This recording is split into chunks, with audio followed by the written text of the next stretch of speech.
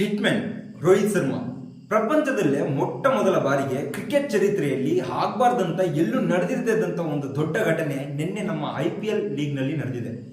ಹೌದು ಸ್ಕ್ವಾಡ್, ಅದಷ್ಟೇ ಅಲ್ಲ, ಒಬ್ಬ ಆಟವನ್ನು ಆಡ್ತಿರ್ತಕ್ಕಂಥ ವೀರನನ್ನ ನೋಡಿ ಇಡೀ ಮೈದಾನವೇ ಎದ್ದು ನಿಂತು ಬೂ ಅನ್ನೋ ಪದವನ್ನ ಬಳಕೆ ಮಾಡಿರ್ತಕ್ಕಂಥದ್ದು ಅದೆಷ್ಟೋ ಕ್ರಿಕೆಟ್ ಪ್ರೇಕ್ಷಕರ ಮನದಲ್ಲಿ ಪ್ರಶ್ನೆಯನ್ನ ಹುಟ್ಟಾಗ್ತಾ ಇದೆ, ಸಂಕಟವನ್ನ ತರ್ತಾ ಇದೆ. ಇದರ ಹಿಂದೆ 100 ಕೋಟಿ ವ್ಯವಹಾರ ಅನ್ನೋ ಮಾತೊಂದು ಕೇಳಿ ಬಂದಾಗ ಅದೆಷ್ಟೋ ಜನ ಪ್ರಶ್ನೆಯನ್ನ ಡೇ ಬೈ ಡೇ ಸೋಷಿಯಲ್ ಮೀಡಿಯಾದಲ್ಲಿ ಹುಟ್ಟಾಗ್ತಾ ಇದ್ದಾರೆ. ಹಾಗಾದ್ರೆ ರೋಹಿತ್ ಶರ್ಮಾ ಮತ್ತೆ ಹಾರ್ದಿಕ್ ಪಾಂಡ್ಯ ಅವರ ಈ ಕಾಂಟ್ರವರ್ಸಿ ನಿನ್ನೆ MI ಮತ್ತೆ GT ಮ್ಯಾಚ್ ಅಲ್ಲಿ ಉಟ್ಕೊಂಡಿದ್ದ, ಇಲ್ಲ ಇದರಿಂದನೇ ಇದು ಹರ್ಕೊಂಡು ಬಂದಿದೆಯಾ ಅನ್ನೋದ್ರ ಬಗ್ಗೆ ನಾನು ನಿಮ್ಗೆ ಕ್ಲಿಯರ್ ಕಟ್ ಆಗಿ ತಿಳಿಸ್ಕೊಡ್ತೀನಿ. ಈ ಕಾಂಟ್ರವರ್ಸಿ ಉಟ್ಕೊಳ್ಳಕ್ಕೆ ಮೇನ್ ರೀಸನ್ ಏನಪ್ಪಾ ಅಂತಂದ್ರೆ ಆ 100 ಕೋಟಿಯ ವ್ಯವಹಾರ. ಆ 100 ಕೋಟಿಯ ವ್ಯವಹಾರ ಏನು ಅನ್ನೋದನ್ನ ಕ್ಲಿಯರ್ ಕಟ್ ಆಗಿ ಹೇಳ್ತೀನಿ ಕೇಳಿ. ಹೌದು ಸ್ಕ್ವಾಡ್, ಗುಜರಾತ್ ಟೈಟನ್ಸ್ ನ ಕಳೆದ ಬಾರಿಯೇ ನಾಯಕನಾಗಿ ಕಾರ್ಯನಿರ್ವಹಿಸಿದ್ದು ಹಾರ್ದಿಕ್ ಪಾಂಡ್ಯ ಅವರು.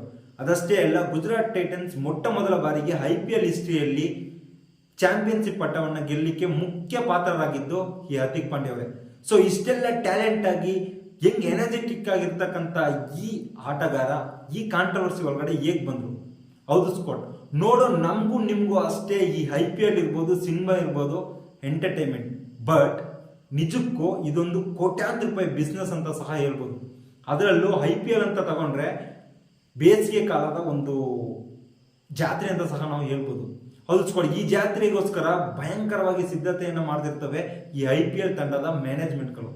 ಸೊ ಈ ಸಾಲಿನಲ್ಲಿ ಮುಂಬೈ ಇಂಡಿಯನ್ಸ್ ತಂಡದ ಮ್ಯಾನೇಜ್ಮೆಂಟ್ ಒಂದು ಗಟ್ಟಿ ನಿರ್ಧಾರವನ್ನು ತಗೊಳ್ತದೆ. ಅದೇನಪ್ಪಾ ಅಂತಂದ್ರೆ, ರೋಹಿತ್ ಶರ್ಮಾ ಅವರಿಗೆ ಸ್ವಲ್ಪ ಏಜ್ ಆಗಿದೆ. ಸೊ ಹಾಗಾಗಿ ಮುಂದಿನ 10 ವರ್ಷಕ್ಕೆ ಆ ತಂಡವನ್ನ ಗೆಲುವಿನ ಕಡೆಗೆ ಕೊಂಡೋಗುವ ಒಂದು ಬಲಿಷ್ಠ ಆಟಗಾರನನ್ನ ನಾಯಕನಾಗಿ ಮಾಡಬೇಕು ಅಂತ ಗಟ್ಟಿ ನಿರ್ಧಾರವನ್ನು ತಗೊಂಡು ರೋಹಿತ್ ಶರ್ಮಾ ಅವರನ್ನ ಕ್ಯಾಪ್ಟನ್ಸಿಯಿಂದ ಇಳಿಸಿ ಆ ತಂಡ ಆ ಸ್ಥಾನವನ್ನ ತುಂಬಲಿಕ್ಕೆ ಒಬ್ಬ ಬಲಿಷ್ಠ ಆಟಗಾರ ಯಂಗ್ ಎನರ್ಜೆಟಿಕ್ ಪ್ಲೇಯರ್ ಅನ್ನ ಹುಡುಕ್ತಾ ಇರುತ್ತೆ. ಕೊನೆಗೂ ಆ ಸ್ಥಾನವನ್ನು ತುಂಬಲಿಕ್ಕೆ ಹಾರ್ದಿಕ್ ಪಾಂಡ್ಯ ಅವರೇ ಸರಿ ಅಂತ ನಿರ್ಧಾರವನ್ನು ತಗೊಂಡು ನಾವು ನೋಡ್ಬೋದು. IPL ಅಂತಂದ್ರೆ ಡಬಲ್ ಡಿಜಿಟಲ್ ಮಾತ್ರ ಪ್ಲೇಯರ್ಸ್ ಅನ್ನ ಕೋರ್ತಿರ್ತಾರೆ. ಬಟ್ ಈ ಬಾರಿ ಹಾರ್ದಿಕ್ ಪಾಂಡ್ಯ ಮತ್ತೆ ಮುಂಬೈ ಇಂಡಿಯನ್ಸ್ ನ ಮ್ಯಾನೇಜ್ಮೆಂಟ್ ನ ನಡುವೆ ಕಾನ್ವರ್ಸೇಷನ್ ಹೋಗಿ ಅದು ಟ್ರಿಪಲ್ ಡಿಜಿಟ್ ಅಂದ್ರೆ 100 ಕೋಟಿ ತನಕ ಹೋಗಿದೆ. ಈ ರೀತಿ ಮತ್ತೆ ಮುಂಬೈ ಇಂಡಿಯನ್ಸ್ಗೆ ಪಾದಾರ್ಪಣೆ ಮಾಡಿದ ಹಾರ್ದಿಕ್ ಪಾಂಡ್ಯ ಅವರು, ಅದು ನಾಯಕನಾಗಿ ಪಾದಾರ್ಪಣೆ ಮಾಡಿದ ಹಾರ್ದಿಕ್ ಪಾಂಡ್ಯ ಅವರು ನಿನ್ನೆ Gujarat Titans versus Mumbai Indians ನಡುವೆ ನಡೆದ ಪಂದ್ಯಾವಳಿಯಲ್ಲಿ ಒಂದು ಕಳಪೆ ಅನ್ನೋದಕ್ಕಿಂತ ಭೂ ಅಂತ ಸಹ ನಾವು ಹೇಳ್ಬೋದು. ಆಕ್ಚುಲಿ ಭೂ ಅನ್ನೋ ವರ್ಡ್ ನ ಹಾರ್ದಿಕ್ ಪಾಂಡ್ಯ ಅವರನ್ನ ನೋಡಿ ಇಡೀ ಸ್ಟೇಡಿಯಂ ಅಲ್ಲಿ ಇರ್ತಕ್ಕಂಥ ಪ್ರೇಕ್ಷಕರು ಎದ್ದು ಭೂ ಅಂತಂದ್ರೆ ಇವನೇನ್ ಮಹಾ ತೂ ಹೆಂಗ್ ಬೇಕಾದ್ರೂ ನಾವು ಅದನ್ನ ಮೆನ್ಷನ್ ಮಾಡ್ಬೋದು. ಸೊ ಆತರ ಒಂದು ವರ್ಡ್ ಅನ್ನ ಯೂಸ್ ಮಾಡೋ ಅಷ್ಟಕ್ಕೆ ಕೆಟ್ಟದಾಗಿ ರೋಹಿತ್ ಶರ್ಮಾ ಅವ್ರನ್ನ ಆಟದ ಮೈದಾನದಲ್ಲಿ ಟ್ರೀಟ್ ಮಾಡೋರು. ನೀವು ನೋಡ್ಬೋದು ಆಕ್ಚುಲಿ ಸ್ಕ್ರೀನ್ ಅಲ್ಲಿ ನೀವು ನೋಡಿರ್ತೀರ, ರೋಹಿತ್ ಶರ್ಮಾ ಅವರು ಇಂಡಿಯನ್ ಕ್ರಿಕೆಟ್ ಅಲ್ಲೇ ಇರ್ಬೋದು, ಹಾಗೆ IPL ಸೆಕ್ಷನ್ ಅಲ್ಲೇ ಇರ್ಬೋದು, ಅವ್ರು ಆಡಿದ್ರೆ ಫ್ರಂಟ್ ಲೈನ್ ಅಲ್ಲಿ ಮಾತ್ರ ಆಡ್ತಿರ್ತಾರೆ. ಬಟ್ ಅವ್ರನ್ನ ಬೌಂಡ್ರಿ ಹತ್ರ ಹೋಗೋಕೆ ಹೇಳಿ ಟೀಕೆ ಮಾಡ್ತಿರ್ತಾರೆ.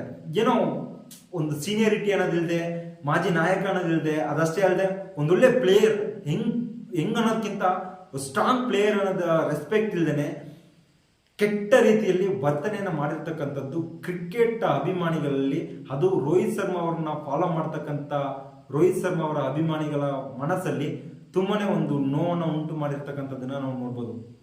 ಎನಿವೇಸ್ ಕೋಡಿ, ಇವತ್ತಿನ ಈ ವಿಡಿಯೋದಲ್ಲಿ ನಾನು ಈ ವಿಷಯನೇ ಮಾತಾಡಬೇಕು ಅಂತ ಬಂದಿದ್ದು. ಅದಷ್ಟೇ ಅಲ್ಲ, ರೋಹಿತ್ ಶರ್ಮಾ ಅವ್ರಿಗೆ ಸಪೋರ್ಟಿವ್ ಆಗಿ ಈ ಹಿಂದೆ ಎಷ್ಟೋ ಜನ ಕ್ರಿಕೆಟಿಗರು ಟ್ವೀಟ್ ಅನ್ನ ಸಹ ಮಾಡೋರೆ. ಮೇನ್ ಆಗಿ ಬುಮ್ರಾ ಅವರು, ಹಾಗೆ ಸೂರ್ಯಕುಮಾರ್ ಯಾದವ್ ಅವರು, ಅದರಲ್ಲೂ ತನ್ನ ಗಂಡನಿಗೆ ಸಪೋರ್ಟಿವ್ ಆಗಿ ರೋಹಿತ್ ಶರ್ಮಾ ಅವರ ಹೆಂಡತಿ ಅವರು ಕೆಲವೊಂದು ಕಡೆ ಕಳೆದ 7-8 ತಿಂಗಳಿಂದ ಟ್ವೀಟ್ ಅನ್ನ ಮಾಡ್ತಾ ಬಂದವ್ರೆ. ಸೊ ನಿಜಕ್ಕೂ ಮೆಚ್ಚಬೇಕಾದ ವಿಷಯ. ಯಾವುದೋ ಒಂದು ಕಡೆ ಟ್ವೀಟ್ ಅನ್ನ ಮಾಡಿ ಸಹಕಾರನ ನೀಡ್ತಿದ್ರು, ಒಂದ್ ಕಡೆ ರೋಹಿತ್ ಶರ್ಮಾ ಅವ್ರಿಗೆ ನಿನ್ನೆ ಗ್ರೌಂಡ್ ಅಲ್ಲಿ ಆಗಿರ್ತಕ್ಕಂಥ ಹವಾಮಾನ ನಿಜಕ್ಕೂ ನಮ್ಮಲ್ಲೇ ತಡ್ಕೊಳಕ್ ಆಗ್ತಿಲ್ಲ. Actually I am a big fan of MSD and Virat Kohli. But ನನ್ನ ಹತ್ರನೇ ಅದನ್ನ ಜೀರ್ಣಿಸ್ಕೊಳಕ್ ಆಗ್ತಿಲ್ಲ. ಸೊ ನಿಜಕ್ಕೂ ರೋಹಿತ್ ಶರ್ಮಾ ಸರ್ ಅವರ ಫ್ಯಾನ್ಗೆ ತುಂಬಾನೇ ನೋವನ್ನು ಉಂಟು ಮಾಡಿರ್ತದೆ. ಸೊ ಹಾರ್ದಿಕ್ ಪಾಂಡ್ಯ ಅವರು ಮಾಡಿರ್ತಕ್ಕಂಥ ಈ ಒಂದು ವರ್ತನೆ ಸರಿನಾ ತಪ್ಪು ಅನ್ನೋದನ್ನ ಕಮೆಂಟ್ ಸೆಕ್ಷನ್ ಅಲ್ಲಿ ಮೆನ್ಷನ್ ಮಾಡಿ. ಹಾಗೆ ವಿಡಿಯೋ ಇಷ್ಟ ಆಯ್ತು ಅಂತಂದ್ರೆ ಲೈಕ್ ಮಾಡಿ. ಮತ್ತೆ ನಾಳೆ ಹೊಸ ವಿಡಿಯೋದಲ್ಲಿ ಸಿಗ್ತೀನಿ. ಅಲ್ಲಿ ತನಕ ಎಲ್ಲರೂ ಸೇಫ್ ಆಗಿ ಖುಷಿಯಾಗಿರಿ. ಜೈ ಕರ್ನಾಟಕ. ಮತ್ತೆ